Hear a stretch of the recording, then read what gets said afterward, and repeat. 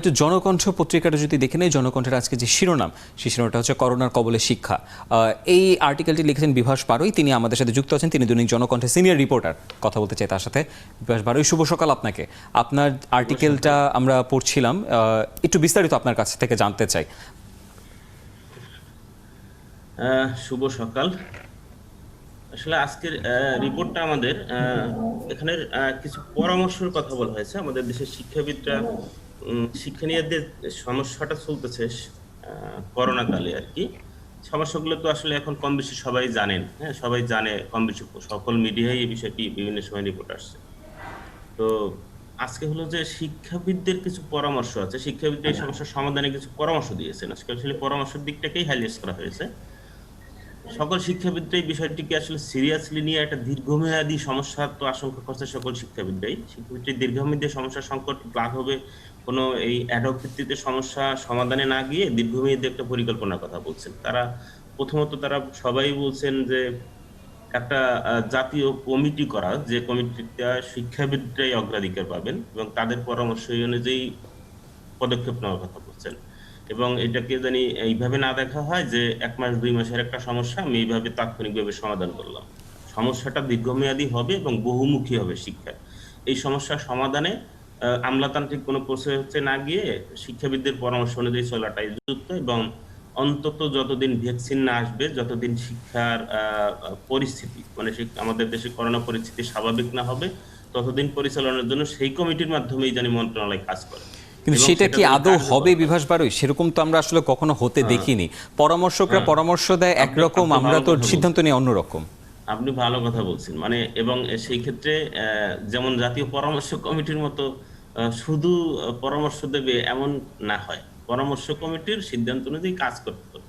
না হলে আসলে যদি গ্রহণ করা না হয়, সেক্ষেত্রে স্বাস্থ্যের মতোই পরিণত হবে, এটা হলো ধরে নিতে হবে।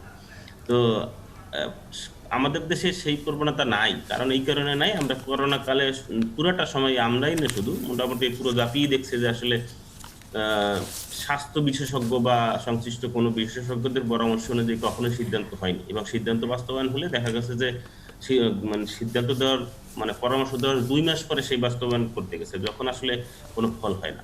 তো বিভাস এটা বারুই, আমাদের দেশের একটা সমস্যা। একটু এই মুহূর্তে আসলে আপনার যে কমিটির কথা বলছেন সবই বুঝলাম, কমিটি কবে হবে, তারা পরামর্শ দেবে সবই, কিন্তু সাধারণ মানুষের মধ্যে যে চিন্তাটা এখন, কবে এই অনলাইনে ক্লাস শেষ হবে, কবে আমরা ক্লাসরুমে যেয়ে বসতে পারবো। তো আপনার এখানে একটা দিক নির্দেশনা আছে যে সেপ্টেম্বরের আগে নয়।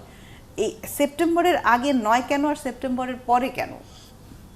মানে এটা অবশ্য আমার ব্যক্তিগত মত হলো যে আমাদের মানে ব্যক্তিগত মত বলতে আমরা কাজ করতে গিয়ে যেটা দেখলাম আর কি।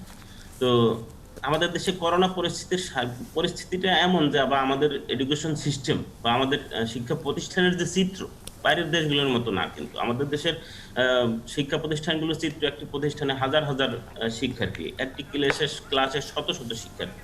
এখানে মানে দূরত্ব মেনটেন করা বা নিরাপত্তা মেনটেন করার মতো পরিস্থিতি আমাদের আসলে কিন্তু নাই। তো আমরা এই ক্ষেত্রে আমি মনে করি যে সাধারণ কার্যক্রমে যাওয়ার মতো পরিস্থিতি এবং সেই রকম প্রেক্ষাপট আমরা তৈরি করতে পারি। এটা গভর্নমেন্টও হয়তো সেভাবেই মনে করতেছে, এবং তারা মনে করতেছে যে শিক্ষা প্রতিষ্ঠান খুললে যে পরিস্থিতিটা হবে, সেখানে আমি নিরাপত্তা নিশ্চিত করতে পারবো না, এবং আশা করে তারা যে সেপ্টেম্বরের মধ্যে খুলতে পারে। তারা কিন্তু সেপ্টেম্বরের মধ্যে খুলবে এটাকে কিন্তু কিছু বলে নাই। এবং আপনি দেখেন গতকাল তো আমাদের প্রাইমারির প্রতিমন্ত্রী, প্রাইমারি গণশিক্ষা প্রতিমন্ত্রী আমাদের কিন্তু একটা কথা বলছে, যদি সেপ্টেম্বরের মধ্যে খুলে, সে কিন্তু একটা কথা বলছে, তাহলে শিক্ষাবর্ষ এরকম হবে, আর যদি না খুলে তাহলে শিক্ষাবর্ষ হয়তো আরো 2 মাস পিছিয়ে নিতে পারে। তো এটা হলো প্রাইমারি কথা বললাম, এই যে যদি খুলতে পারে। এই প্রেক্ষাপটটা আমাদের দেশের শিক্ষা প্রতিষ্ঠানের চেহারাটা এমন আর কি, যেখানে সরকারি হয়তো মনে করতেছে যে আসলে খোলার মতো, খুললে যে সংকটটা তৈরি হতে পারে শিক্ষা প্রতিষ্ঠানে, একটা বাচ্চার নিরাপত্তা, শিক্ষার্থীদের নিরাপত্তা, শিক্ষকদের নিরাপত্তা, এটা হয়তো নিশ্চিত করা সম্ভব হবে না। সেই রকম পরিস্থিতি আমাদের দেশে আসলে করোনায় নাই। আমরা যতটাই স্বাভাবিক কথা স্বাস্থ্য অধিদপ্তর বা স্বাস্থ্য কর্তাদের আসলে থেকে আমাদের আমরা বলে আসলে শুনি। আমাদের সকল চিন্তা তো আমাদের পরবর্তী প্রজন্ম যারা এখন বেড়ে উঠছে, গড়ে উঠছে, তাদেরকে নিয়ে। কারণ দেশ তাদের হাতে আমাদেরকে ছেড়ে দিতে হবে। তাদেরকে নিরাপত্তা দেওয়ার যে জায়গা, সেই জায়গা থেকে চিন্তা করে হয়তো এই কনফিউশনের জায়গাগুলো তৈরি হয়েছে। পারবো কিনা আমরা আদতেও সেপ্টেম্বরে ছোট ছোট বাচ্চাদেরকে বা আমাদের যারা অনুজ রয়েছেন তাদেরকে এই করোনা সংকটের মধ্যে স্কুলগুলোতে নিয়ে যাওয়ার জন্য। আমাদের সাথে জায়েদ মোহাম্মদ মাসুদ রয়েছেন, জনস্বাস্থ্য এবং সংক্রমণ রোগ বিশেষজ্ঞ। তার সাথেও আমরা এই বিষয় নিয়ে কথা বলবো, কিন্তু তার আগে মনে হয় একটা ছোট্ট বিরতি আর একটু পর আমরা নেব। যেহেতু জায়েদ মোহাম্মদ মাসুদ আমাদের সাথে আছেন, তাকে যুক্ত করে তার সাথে কথা বলে আমরা বিরতিতে যাব। ডক্টর জায়েদ মোহাম্মদ মাসুদ, আপনাকে অসংখ্য ধন্যবাদ আমার সাথে যুক্ত হবার জন্য। এতক্ষণ শিক্ষা নিয়ে কথা বলছিলাম, আমরা একটু জনস্বাস্থ্যে ফেরত আসতে চাই। আমরা জানি যে আপনি হয়তোবা দেখেছেন যে কোরবানির পশুর হাট কিন্তু ধীরে ধীরে জমে উঠছে, তবে সবচেয়ে বড় সমস্যা হয়ে দাঁড়াচ্ছে যে গলিতে গলিতে এখন পশুর হাট, যেটা কোনো ইজারাও দেওয়া হয়নি, নিজ উদ্যোগে অনেকে করছে। এতে আমাদের জনস্বাস্থ্য তো হুমকির মুখে পড়ছে, আমরা নিজেরাও সবকিছুতে আসলে হুমকির মুখে পড়ছি। আপনার মূল্যায়নটা জানতে চাচ্ছি। জায়েদ মোহাম্মদ মাসুদ, এই প্রশ্নটা, নাহিনের এই প্রশ্নটা আমরা নিতেই চাই, কারণ সামনে কোরবানির ঈদ। তবে তার আগে একটু ওই আলাপ থেকে একটু শেষ করে আসতে চাই। বিভাস বারুয়ের সাথে যে আলাপটা হচ্ছিল আমাদের, যে স্কুল কলেজগুলো আমরা কবে খুলতে পারবো এবং কি ভিত্তিতে আসলে খুলতে পারবো, কতটুকু নিরাপদ হবে, বর্তমান পরিস্থিতি দেখে আপনার কি মনে হচ্ছে যে সেপ্টেম্বরে কি আমরা খুলতে পারবো? আচ্ছা, এখানে আমরা যদি যদির জন্য অপেক্ষা করি, যদি এটা হয় তাহলে আগামী 6-7 মাসের মধ্যে এটা সম্ভাবনা কোনো কিছু নেই। আমি যেটা বলতে চাই, যেটা প্রয়োজন সেটা আগে করে ফেলা। আমি শিক্ষা ব্যবস্থাকে এখন দুভাগে ভাগ করতে চাই, একটা হলো সাধারণ শিক্ষা, একটা হলো টেকনিক্যাল এডুকেশন। আমরা কিন্তু টেকনিক্যাল এডুকেশনটা শুরু করতে পারি। কেন ইন্টার্নিরা বা 5th ইয়ার স্টুডেন্ট বা 4th ইয়ার স্টুডেন্ট ক্লাস করতে পারবে না? কারণ টেকনিক্যাল এডুকেশনে কিন্তু এক ক্লাসে সকলকে একসাথে আনার ব্যাপার নয়। একটা হাসপাতালে 4টে স্টুডেন্ট একজন টিচারের সাথে শিখতে পারে এবং সেটাই নিয়ম। ফলে এই যে স্মল গ্রুপে এডুকেশন কেন আমরা করি, টেকনিক্যাল এডুকেশন এই মুহূর্তে খুব দরকার। কেন আমি বলি, একটা বিরাট ভ্যাকেন্ট সামনে হতে যাচ্ছে। ডাক্তার নেক্সট ইয়ারে কোনো ইন্টার্নি ডক্টর আসবে না, নেক্সট ইয়ারে ইঞ্জিনিয়ারিং এর স্টুডেন্টরা বেরাবে না। ফলে আমার কাছে এটা মনে হচ্ছে টেকনিক্যাল এডুকেশনকে প্রায়োরিটি দিতে হবে। কারণ অনেক প্যারামেডিক্যাল ইনস্টিটিউট, টেকনোলজি ইনস্টিটিউট, তা এইসব টেকনিক্যাল ইনস্টিটিউটের জন্য ক্লাসরুম দরকার নেই। দেখেন, যেসব বড়লোকের বাচ্চারা বা যেসব খুব কস্টলি এডুকেশন ইনস্টিটিউট, তারা কিন্তু ইভেন ভার্চুয়াল প্র্যাকটিক্যাল ক্লাসও করাচ্ছে। ক্লাসরুমে প্র্যাকটিক্যাল না করে ভার্চুয়ালি তারা করছে। মাঝখান থেকে যেটা সাধারণ মানুষগুলো, বাচ্চাগুলো বঞ্চিত হচ্ছে। ফলে এদেরকে যারা টেকনিক্যাল এডুকেশনের জায়গায় আছেন, আমি মনে করি এটা ইমিডিয়েটলি শুরু করতে হবে। মেল কলেজগুলো সিনিয়র ক্লাসগুলো খুলে দিতে হবে, বুয়েটের সিনিয়র টেকনোলজিগুলো খুলে দিতে হবে। সেখানে 1 to 1 বা 1 to 4 ক্লাস প্র্যাকটিক্যাল ক্লাসগুলো চালিয়ে যেতে হবে। বিদেশে তাই হচ্ছে। আমি কয়েকটা ইউনিভার্সিটির কথা বলছি আমেরিকার, তারা সবগুলো ল্যাব খোলা রেখেছে, পিএইচডি যারা করছে তারা ল্যাবে কাজ করছে। এবং আমরা দেখছি যে অন্যান্য আমাদের যারা বিদেশগামী ছাত্রছাত্রী রয়েছেন, শিক্ষার্থী, তারাও কিন্তু যাওয়া শুরু করেছেন, কারণ তাদের ইউনিভার্সিটিগুলো খুলে গেছে। অর্থাৎ এই প্যান্ডেমিকের মধ্যেই আমাদেরকে চিন্তা করতে হবে কিভাবে এটাকে নিশ্চিত করে যতদূর সম্ভব কাজটি চালানো যায়।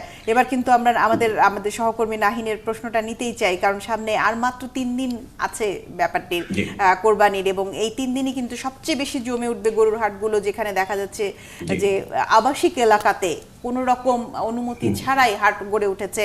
আগের বছরও হয়েছে, এবছরও হবে, এটিতে কোনো সমস্যা নেই। কি মনে হয় আপনার? প্রথম কথা হচ্ছে আমাদের সিদ্ধান্ত নিয়ে কিন্তু সিদ্ধান্তগুলো বাস্তবায়ন হচ্ছে না। এই মুহূর্তে ম্যাজিস্ট্রেট বা ভ্রাম্যমাণ আদালত যারা আছেন, তারা এখানে দৃষ্টি দেবেন, রাস্তার এক সাইড থেকে শুরু করবেন, যে কজন মানুষ পাবেন অ্যারেস্ট করে নিয়ে যাবেন। এটা কি আসলে সম্ভব? আমাদের আমি বলছি আপনি রামপুরা রোডে 100টা হাট আছে, এর ভয় পড়ে আছে। আপনি ওই মাথার থেকে 4-5টা ধরেন, দেখবেন যে তারা সরে যাবে। দেখেন, আপনি জীবনের মূল্যের সাথে ব্যবসা বা এগুলো মিলে ফেললে হবে না। জীবনের মূল্য, কমিউনিটি রাইট। একজন ব্যবসায়ী বলতে পারে আমি নিজে ক্ষতিগ্রস্ত, কিন্তু ব্যবসা কিন্তু কমিউনিটির কথা চিন্তা করছে না। দেশ কিন্তু কমিউনিটির কথা চিন্তা করবে, যে আমার দেশের মানুষ। দেশ কিন্তু একজনের ইন্টারেস্ট নিয়ে কথা বলবে না। ফলে আমি যদি 100 জন ব্যবসায়ী গড়ে নিয়ে যারা রামপুরা রোডে আছে তাদেরকে বের করে দিলে ওই 100 জন ক্ষতিগ্রস্ত হবে বটে, কিন্তু আমার দেশের যে কমিউনিটি, এই কমিউনিটি কিন্তু বেঁচে যাবে। ফলে সরকারের কিন্তু এদিকে তাকাতে হবে। একজন ব্যবসা তার কথা বললে হবে না। আমার মনে হয় ভীষণ রকম শক্ত হতে হবে এই 3 দিন। এইগুলো বন্ধ করতে হবে, ঢাকার বাইরে চলে যাবে, দেখবেন যে ওরা নিজেরাই বাইরে চলে গেছে, নিজেরাই দেখবেন যে বিভাস বাড়ি, মেয়রদের উপরে আপনার চলে কি গেছে। মনে হয় উনি যে পরামর্শ দিচ্ছেন সেই সাথে আপনার কি মতামত? শক্ত অবস্থানে আমরা যেতে পারবো? আমরা শক্ত অবস্থানে যাব কিভাবে আপনি সেটা বলেন। প্রথম কথা হলো, আমি তো জীবন আর জীবিকা দুইটাকে সমান তালে চালাচ্ছি। তো আমি তো শুধু জীবন রক্ষার চিন্তাই করতেছি না, তাহলে আমি অ্যাকশনটাই কিভাবে নেব, আর আমি আচ্ছা। কোন আইন বলেই নেব? আমরা তো আচ্ছা। বলেই দিছি, আমরা তো সরাসরি এটা কোনো আইন আদেশ জারি করা হয় না, বা কোনো জি। সার্কুলার জারি করা হয় নাই জি। যে এটা লঙ্ঘন করলে এটা হবে, এটা লঙ্ঘন করলে এটা হবে। বরং আমাদের বিশেষজ্ঞ কমিটি যে পরামর্শ দিয়েছিল সেটা কিন্তু এখানেও গ্রহণ করা হয় নাই। আমাদের বিশেষজ্ঞ কমিটি কিন্তু এই ঢাকায় মানে কোরবানির হাট না বসানোর জন্য বলছিল, সেটা আমরা গ্রহণ করিনি। আমাদের এই স্বাস্থ্য ক্ষেত্রে করোনার পরে সকল পদক্ষেপেই এইভাবে হচ্ছে যে একটা পরামর্শ দিল, পরামর্শটা বাস্তবায়ন না হওয়ার পরে যে জটিলতাটা হলো তখন বলা হয় তাহলে এখন কি করা যায়। আসলে প্রতিটা পদক্ষেপেই এরকম হয়েছে, এবং এই ক্ষেত্রে তাই আমি মনে করি আসলে দেখা ছাড়া আমি আসলে একটু এখন কিছুটা হতাশই। এখন দেখা ছাড়া আসলে আমি আর কোনো গতি দেখতেছি না। কারণ ঘটনা ঘটে যাওয়ার পর গভর্নমেন্টের থেকে বা সংশ্লিষ্টদের থেকে বলা হয় না, না আমি তার সাথে একমত, কিন্তু বাস্তবতা হলো যে এটা হচ্ছে না, এবং আমি সুদূর ভবিষ্যতে আমি আর কোনো সমস্যার সমাধানে দেখতেছি না। আমি এখন অপেক্ষা করতেছি যে এর ফলে কি হবে সেটা দেখা জাহিদ যাবে। মোহাম্মদ মাসুদ কতটাই হতাশ বুঝতে পারছেন যে যারা আমরা মাঠে ঘাটে কাজ করে থাকি। আমি কিন্তু হতাশ নই, আমি বলতে চাচ্ছি যেটা আমি যেটা বলছি, তাহলে আমার বিশেষজ্ঞ কমিটি দরকার কি সেটা এটাকে বাস্তবায়ন না করতে পারে? কারা এটা ইমপ্লিমেন্ট করবে? তার উপরে তার দখল নাই কেন? কেন এই বিশেষজ্ঞ কমিটির সেই দায়িত্বটা নাই যে যারা ব্যুরোক্রেটস আছে, যারা ইমপ্লিমেন্ট করবে, তাদের উপরে কোনো যদি না থাকে, ইনফ্লুয়েন্স না থাকে, তাহলে এই বিশেষজ্ঞ কমিটি দরকার নেই। আমি একটা প্রাসঙ্গিক কথা নিয়ে আসতেছি। আমাদের উপর টাস্ক ফোর্স হয়েছে, এই টাস্ক ফোর্সকে জয়েন্ট সেক্রেটারি লেভেলের একজন হেড করে করা হয়েছে। একই ধরনের কমিটি, এর আগে 40টা কমিটি হয়েছে। আমাকে বলেন এদের ক্ষমতাটা কোথায়? জায়েদ মোহাম্মদ মাসুদ, এই জায়গায় আমি একটি কথা বলতে চাই, সেটা হচ্ছে আপনি হয়তোবা মনে আছে অনেক আগে আমরা টেলিভিশনে কিছু গানের অনুষ্ঠান দেখতাম, সেখানে কিছু বিচারক থাকতো। একটা পর্যায়ে যে বিচারকরা খালি কমেন্টই করতো, তাদের ভোট আর কাউন্ট হতো না, ওটা জনগণের হাতে তুলে দেওয়া হতো। সেই ভোট দিয়ে আসলে যে গানের সেরা গায়ক গায়িকা সেটা নির্বাচন করা হতো। বিশেষজ্ঞ কমিটি অনেকটা এরকমই হয়ে গেছে এখন, তারা শুধুই কমেন্ট করছে, কিন্তু তাদের বিচারের আসলে আর দাম দেওয়া হচ্ছে না। আচ্ছা, সেটা বলছি। দেখেন প্লিজ, পৃথিবীর অনেক দেশে কিন্তু টাস্ক ফোর্স হয়েছে, খোদ আমেরিকা হয়েছে, ইন্দোনেশিয়া হয়েছে, আরো 3-4টা দেশ হয়েছে। তাদের কমিটির দিকে খেয়াল করে দেখেন, প্রথম তারা দুটো বোর্ড করেছে। First board is top most people, white হাউসের একজন সিনিয়র পার্সন, ডিফেন্স মিনিস্ট্রি একজন সিনিয়র পার্সন, পুলিশের একজন সিনিয়র পার্সন, স্পেশাল ব্রাঞ্চের একজন senior person, plus secretary of health, plus এরকম। এবং ঠিক একইভাবে ইন্দোনেশিয়ায় করেছে।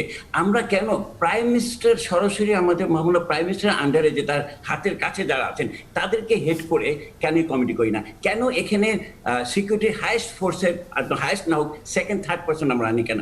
ছোট্ট একটা কমিটি হতে হবে 5 জনের কি 6 জনের, যারা এইসব ব্যক্তিত্ব হবেন, তার আন্ডারে আপনি অনেকগুলো কমিটি করতে পারেন। এরা যখন আসে তখন কিন্তু সরকারের পলিসি আপনার এই প্রশ্নগুলোই আমরা নিয়ে বিভাস ভাইয়ের কাছে আসছি, তবে তার আগে আমরা একটু আমাদের শিরোনামগুলো দেখি। এবং ঠিক এই মুহূর্তে আমাদের সাথে শনির আখড়া থেকে যুক্ত হচ্ছেন আমাদের সহকর্মী এস এম সোহাগ। তিনি সেখানকার যে মহল্লায়, যে পাড়ায় পাড়ায় গলিতে গলিতে গরুর হাট বসেছে, সেই খবর তিনি আমাদের কাছে পৌঁছে আমরা দেবেন। আসলে তার কাছ থেকে একটু শুনবো যে আমরা এতক্ষণ ধরে আলোচনা করছিলাম শক্ত বার্তা দেওয়ার, আর আসলে মাঠ পর্যায়ে বা মাঠে কি ঘটছে সেখানে, তার কাছ থেকে একটু শুনে নেই। সোহাগ, আপনি নিশ্চয়ই শুনতে পাচ্ছেন আমাদেরকে। আপনার এলাকায় যে মহল্লায় মহল্লায় বাজার, গরুর হাট বসেছে, সেই হাটের কি খবর আছে?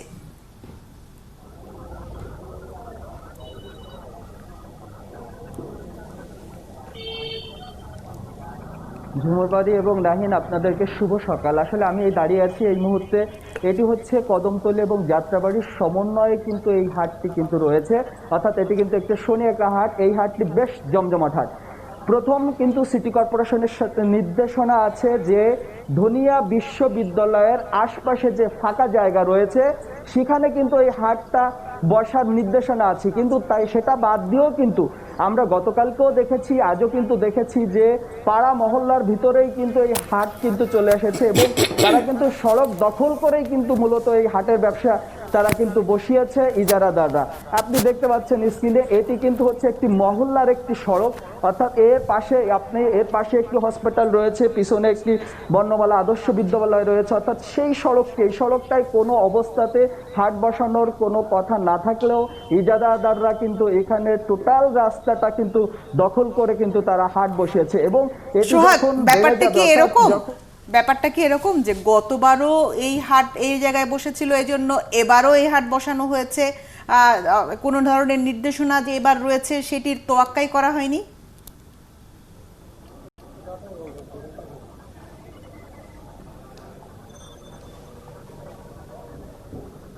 ঝুমুর বাড়ি, এই হাটটা জনপ্রিয়তা এবং এই হাটটি অনেক বছর ধরেই কিন্তু চলছে এবং এই একই রকমের ভাবেই কিন্তু চলছে, অর্থাৎ প্রত্যেকটা মহল্লা এলাকাবাসী আমাদেরকে জানিয়েছে যে আসলে আর 2 দিন পরে হয়তো তারা ঘর থেকে বেরোতে পারবে না, ঘরের নিচে পশুও কিন্তু বাধা হয়।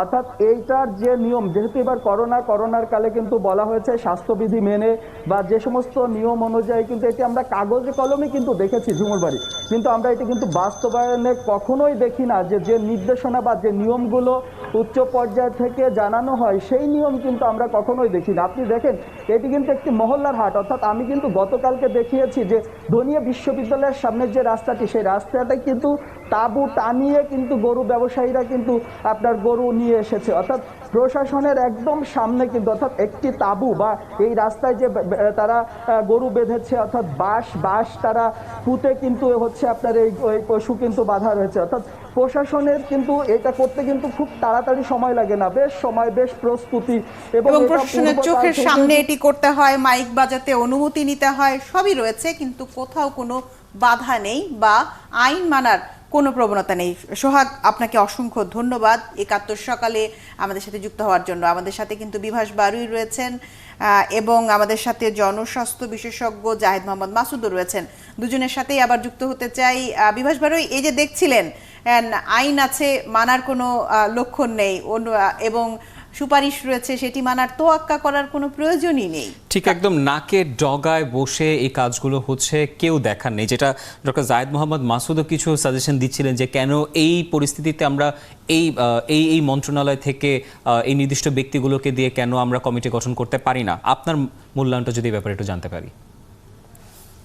বলার আসলে ইচ্ছাই ছিল এতক্ষণ যে কখন বলার সুযোগ পাবো। সেটা হলো আপনাদের নিশ্চয়ই মনে আসছে যে আমরা ৬৪টি জেলায় তদারকির জন্য ৬৪ জন সচিবকে দায়িত্ব দিয়েছিলাম, মানে আমাদের সরকারের ৬৪ জন সচিবকে দায়িত্ব দিয়েছিল। আমি জানি না আসলে কোনো এলাকায় আর এলাকার দায়িত্বপ্রাপ্ত সচিব কে সেটা জানে কিংবা তারা কখনো তাদের সেখানে দেখছে কিনা। তো আমি বরং জানি অনেক সচিব ঢাকায় বসে সংশ্লিষ্ট এলাকার ডিসিকে দায়িত্ব দিয়েছে যে রিপোর্ট জানানোর জন্য, সে তাকে রিপোর্ট জানাচ্ছে, এখানে বসে সে তাকে মানে অফিসিয়ালি সচিব ডিসিকে দায়িত্ব দিয়েছে তদারকি করার জন্য। কারণ আমার প্রশ্ন হলো, আপনি যখন ৬৪ জেলায় ৬৪ সচিবকে দায়িত্ব দিয়েছেন তদারকি করতে সকল কার্যক্রম সেই শুরুর দিকে, তার তো কোনো ফল আমি পাই নাই। তো এখন আপনি যে টাস্কফোর্সটা গঠন করছেন, আমি জানি না এইখানে স্বাস্থ্যের এই সমস্যাগুলো দেখবে আসলে ঠিকঠাক হচ্ছে কিনা সেটা বোঝার মতো স্বাস্থ্য বিশেষজ্ঞ বা স্বাস্থ্যের এই ধরনের কোনো জ্ঞান আছে এমন কোনো আমলাদের সেখানে রাখা হয়েছে কিনা, অথবা আমলাদের বাইরে কাউকে রাখা হয়েছে কিনা। তাহলে এই ধরনের কমিটিগুলো আসলে কি করার জন্য করে কিনা আমি ঠিক জানি না। নাম হয়েছে টাস্কফোর্স, আসলে তারা কি করবে আমার সেই বিষয়ে এবারও সন্দেহ আছে এবং আমি মনে করি এটা অপ্রয়োজনীয়। এবং আপনাদের ৭১-এই খুব গুরুত্বপূর্ণ একটা রিপোর্ট এই বিষয়ে ছিল যে অনেক প্রায় ২ ডজনেরও বেশি কমিটি এই বিষয়ে আসলে গঠন করা হয়েছে, যার কোনো মানে নাই, মানে এবং এই কমিটির সদস্যরাও জানে না তারা এখানে আছে এবং তারা জানে না যে এই কমিটির মানে কি, মানে কি জন্য এই কমিটি করা হয়েছে। এবং তাদেরকে যখন ফোন করা হতো তখন তাদের মোবাইল ব্যস্ত থাকতো, তারা বলতো যে তারা মিটিংয়ে আছে, কিন্তু কোন কমিটির মিটিংয়ে আছে সেটা আজ পর্যন্ত জানতে পারেনি। এবং আপনি যে ৬৪ জেলায় সচিবদের সেখানে যে তদারকির কথা বলেছেন, যদি আমি ভুল না হই, প্রধানমন্ত্রীও কিন্তু এই ব্যাপারে আবারও খোঁজও নিয়েছিলেন এবং তিনি কিন্তু তাগাদাও দিয়েছিলেন কেন ৬৪ জেলার সচিবরা সেখানে যে খোঁজ খবর নিচ্ছেন না। এরপরেও কিন্তু আসলে তেমন কোনো খবর পাওয়া যায়নি। তাহলে কেন এই যে উচ্চ পর্যায় থেকে যে নির্দেশনাগুলো আসছে, তদারকিও হচ্ছে, সেটা কেন এই সচিবদের পর্যন্ত পৌঁছাচ্ছে না? দেখেন, আমার মাননীয় প্রধানমন্ত্রীর একটা বিষয় আপনাদের সবসময় নিশ্চয়ই খেয়াল করেছেন, সেটা হলো সারা দেশের চিত্র জানার জন্য যেটা সবচেয়ে বেশি আলোচিত ছিল এবং সবচেয়ে গুরুত্বপূর্ণ ছিল যে মাঠ পর্যায়ের খবর তিনি জানবেন। সে মাঠ পর্যায়ে খবর জানতে গিয়ে উনি সংশ্লিষ্ট জেলার প্রশাসকদের সাথে টেলিকনফারেন্স করছেন। অনেক ক্ষেত্রে বাইরের কয়েকজন সদস্য আসছে, সংসদ সদস্য আসছে, কোনো কোনো ক্ষেত্রে সিভিল সার্জন আসছে। আপনি দেখেন প্রতিবারেই ডিসিদের বাইরে যখনই তিনি কথা বলছেন, প্রতিবারই কোনো না কোনো সমস্যা সামনে আসছে এবং প্রধানমন্ত্রী জানতে পারছেন। কিন্তু আপনি ডিসিদের সাথে যখন কথা বলছেন, আসলে প্রধানমন্ত্রীর একার সারা পক্ষে দেশে সকল common, নজর রাখা এটি কিন্তু একটি দুরূহ ব্যাপার। কমন একটা সমস্যা, একটা কথাই আসছে যে আমাদের অবস্থা ভালো আছে, এখানে কোনো সমস্যা নেই, কোনো সমস্যা আপনি নাই। যখন, এটা তাদের না থেকে বলে তথ্য নিবেন, আপনি এটাই বিভাস একটা বারোই এটা না বলে যদি বলা হয় যে সমস্যা আছে, তাহলে সমস্যা কেন সমাধান করা হয়নি, সেই প্রশ্নটি আসলে সামনে চলে আসে। কিন্তু আমাদের সাথে জায়েদ মোহাম্মদ মাসুদ আছেন, আমি একটু আপনার কাছ থেকে শুনতে চাই, একটু আগে তো গরুর হাট আপনি দেখলেন এবং আবাসিক এলাকার মধ্যে কোনো রকম নিয়ম নীতি তোয়াক্কা না করে, আপনি কি মনে করেন যে এই যে স্থানীয় লোকজনের সহায়তায়, বা আমরা জানি যে অনেক ক্ষেত্রে এইখানে এই হাটগুলোর সাথে রাজনৈতিক যারা স্থানীয় কর্মী রয়েছেন তারাও অনেক সময় জড়িত থাকেন, তাদের সামনে থেকে আসলে কাউকে আইন না মানলে গ্রেফতার করা, এটি কি সম্ভব এখানে? এখানে আমরা আইন শব্দটা ব্যবহার করছি, দ্যাট মিনস আইন থাকলে আইনের বিচারের ব্যবস্থা আছে এবং তার শাস্তি আছে, ফলে এটাকে ইমপ্লিমেন্ট করা ডেফিনেটলি সম্ভব। স্থানীয়ভাবে যে শক্তির কথা আপনি বলছেন, সিভিল সোসাইটি, আমরা যদিও সিভিল সোসাইটি বলি, সিভিল সোসাইটির মধ্যে দুটো ভাগ আছে, একটা হলো স্থানীয় পর্যায়ে মাসেল পিপল, শক্তিধর মানুষ, আর একটা সাধারণ জনগণ। সাধারণ জনগণের পক্ষে এই রাজনৈতিক পরিস্থিতি, এই অবস্থায় এগিয়ে আসা খুব দুরূহ, কারণ তাদের বিপদের আছে। আর যারা নাকি স্থানীয় শক্তিধর, যারা সরকারি রিপ্রেজেন্টেটিভ, পিপলস রিপ্রেজেন্টেটিভ, তাদের জন্য এটা একটা বিরাট একটা দায়িত্ব ছিল। তাদের উচিত ছিল যে এই বছর অন্তত আর কোনো দিকে লাভ লোকসান এগুলো না তাকিয়ে, নিজের ইন্টারেস্টের কথা না তাকিয়ে তারা সিনসিয়ার হবেন। যদি এটা না করতে পারেন, তাহলে আইনটাকেই সরকারকে বেছে নিতে হবে এবং এটার জন্য করতে হবে। আগামী 3 দিন অবশ্যই তার। জায়েদ মোহাম্মদ মাসুদ, এখন আমরা যদি এভাবে চিন্তা করি যে আমাদের যতটুকু আছে, যা আছে তা দিয়ে যদি আমাদের এই সময়টুকুতে, এই উপলক্ষটাকে সামনে রেখে এই সময়টুকুতে যদি আমরা মোকাবেলা করতে যাই, তাহলে আসলে স্বাস্থ্যবিধি আমাদের এই স্বল্প সময়ে এত সংখ্যক মানুষকে ওই পশুর হাটে মানানো সম্ভব না, এটাই হচ্ছে বাস্তবতা।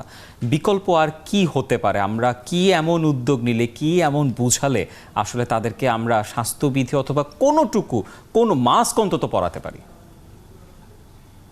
আমাদের মানুষ কিন্তু, সাধারণ মানুষকে আমরা অনেক বোকা মনে করি। আমরা সবসময় সাধারণ মানুষকে দোষী সাব্যস্ত করি, মানুষ এটা করছে না, মানুষ এটা করছে না, কিন্তু মানুষকে আমরা ঠিক মতো বলছি না। আমি একটা কথা পরিষ্কার করে বলতে চাই যে এই বাংলাদেশের মানুষ এখন প্রায় 100% বাচ্চাদের টিকা নিচ্ছে।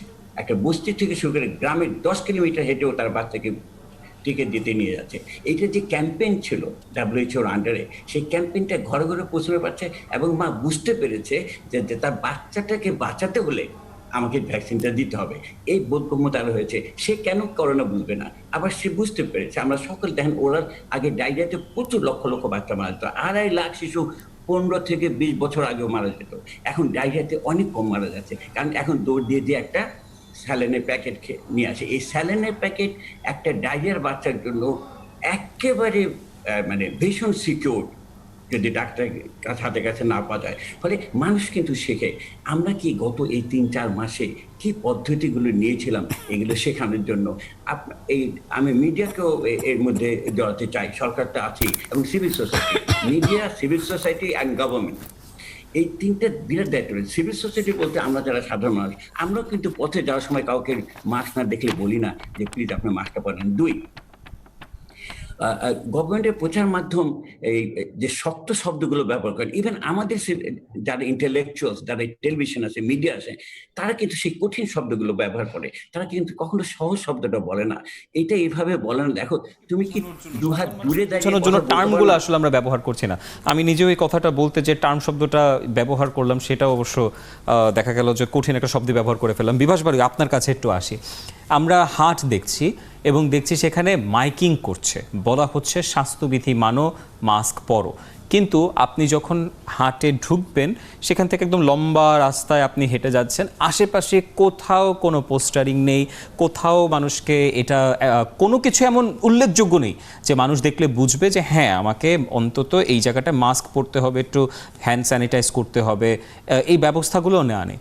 তাহলে আসলে এতদিন আগে থেকে এই কোরবানির জন্য বলা হচ্ছিল, কোরবানির পশুর হাটের কথা বারবার এটা উঠে আসছিল বিভিন্ন মিডিয়ায়, বিভিন্ন সংবাদ মাধ্যমে, সব জায়গায়, তারপরও এই প্রচারণার এত অভাব। দেখেন কোন কোন ক্ষেত্রে আমরা যখন এই যে কাজে ঢিলেমি চলে আসে, শুধু নাম কাস্তে কিছু উদ্যোগের কথা বলা হয়, তখন কিন্তু আসলে সবসময় অনুরোধ দিয়ে হয় না।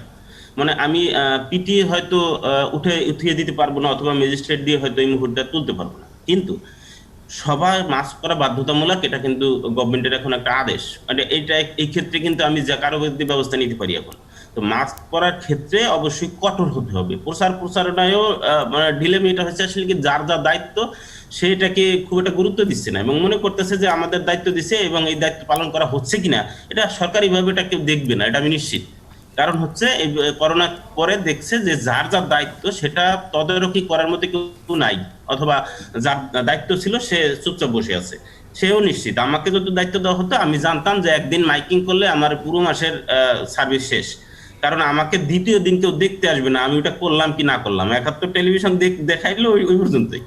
তো সেই ক্ষেত্রে আমি মনে করি মাস্ক পরার ক্ষেত্রে কঠোর আইনি পদক্ষেপ নেওয়া উচিত, এবং সেটা যদি বলে দেওয়া হয় যে আগামীকাল থেকে এখানে বা আগামী 5 ঘন্টা বা 2 ঘন্টার পরে এখানে কেউ মাস্ক ছাড়া কেউ আসতে পারবে না, আসলে আইনত ব্যবস্থা নেওয়া হবে, আপনি দেখবেন সেটা বাস্তবায়ন হবে। কিন্তু আপনি যদি কিছু না বলা হন, শুধু অনুরোধেই করেন, এই অনুরোধে কোনো কিছু বাংলাদেশে বাস্তবায়ন হবে করোনাকালে, সেই অবস্থা আসলে এখন আর নাই।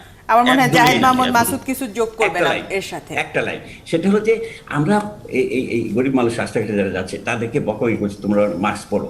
আমাকে একটা কথা বলেন তো, একটা রিক্সাওয়ালা সারাদিন 200 টাকা কামাই করে, একটা মাস্ক বাজারে কিনতে গেলে 10-12 টাকা লাগে। এই মাস্কের কিন্তু কোয়ালিটি নেই কোনো। এই মাস্ক পরে তিনি কতটুকু প্রোটেক্টেড আমি শিওর না, কারণ এই মাস্ক উনি সঠিকভাবে পরছেন না। এখন বলেন তাহলে কেন পরছেন না, তাহলে পরাতে হবে। দেখেন আমাকে যদি এখন বলেন যে দুপুর 12টার সময় তুমি 3 কিলোমিটার এই মাস্কটা পরে রামপুরা রোডে হেঁটে যাও বা বসুন্ধরা রোডে হেঁটে যাও, বিশেষ করে আমার দম বন্ধ হয়ে আসবে। আপনি নিজে চেষ্টা করে দেখেন একদিন যে আপনি মাস্কটা পরে নিচের তলা থেকে 4 তলায় উঠতে গেলে আপনার কেমন কষ্টটা হবে। This is 1। নাম্বার 2 কোয়ালিটি বলেছি, আর নাম্বার 3 হলো আমরা কি মাস্কগুলো আর একটা ইম্পর্টেন্ট পয়েন্ট ছিল, এই মাস্ক কিন্তু একদিনের জায়গায় 2 দিন ব্যবহার করা নিষিদ্ধ। হসপিটালে যে মাস্কগুলো দেওয়া হচ্ছে প্রতিদিন চেঞ্জ করছে। এখন এই মাস্কগুলো কি প্রতিদিন চেঞ্জ করে না, কিন্তু এর একটা ডেঞ্জার হেলথ প্রবলেম আছে।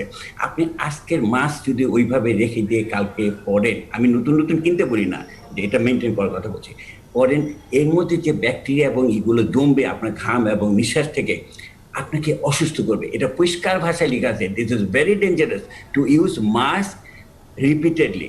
ফলে এদেরকে কি আমরা রাস্তায় 16 কোটি কি 17 কোটি কি 20 কোটি মাস্ক আমরা ডিস্ট্রিবিউট করতে পারি না? আমরা কি অহরহ মাস্ক ডিস্ট্রিবিউট করতে পারি না? আমাদের সিভিল সোসাইটি আছে, গভর্নমেন্ট অর্গানাইজেশনগুলো আছে, তাদের একটা বরাদ্দ দিয়ে আমরা তাদের অফিসের সামনে মানুষকে একটা করে মাস্ক দিতে পারি কিনা, যারা নাকি গরিব মানুষ তাদেরকে, বিশেষ করে 8 টাকার জন্য একজন মানুষ মাস্ক নাও কিনতে পারে। ফলে এই যে সহায়তা আপনি তাকে পড়তে বলছেন, আমি তাকে বলছেন দেখো তুমি মাস্ক এটা না ধুয়ে পর তাহলে ডেঞ্জারাস হতে পারে, তোমার স্বাস্থ্যের জন্য ক্ষতি হতে পারে। মাস্ক পড়তেছে, নাকের নিচে ডেফিনেটলি পড়বে। সে রিক্সা চালাচ্ছে, তার যে অক্সিজেন দরকার রিক্সা চালানোর জন্য, সে তার যে কোয়ালিটি অফ মাস্ক, এই মাস্ক তাকে যথেষ্ট অক্সিজেন দিচ্ছে না, সেই জন্য সে নাক খোলা রেখে নাক পড়ছে। আপনি ভালো করে জিজ্ঞেস করে দেখেন, দিস ইজ দ্য রিজন যে তার নাকটা খোলা রাখছে। অনেক বড় একটা প্রশ্ন আসলে ডক্টর জায়েদ মোহাম্মদ মাসুদ, অনেক বড় একটা প্রশ্ন যেটার উত্তর আসলে আমরা অনেকদিন ধরে চাচ্ছি, যে কেন আমরা এই মুহূর্তে এত মানুষকে মাস্ক দিতে পারছি না। আপনাকে অসংখ্য ধন্যবাদ আমাদের সাথে যুক্ত হওয়ার জন্য। আমাদের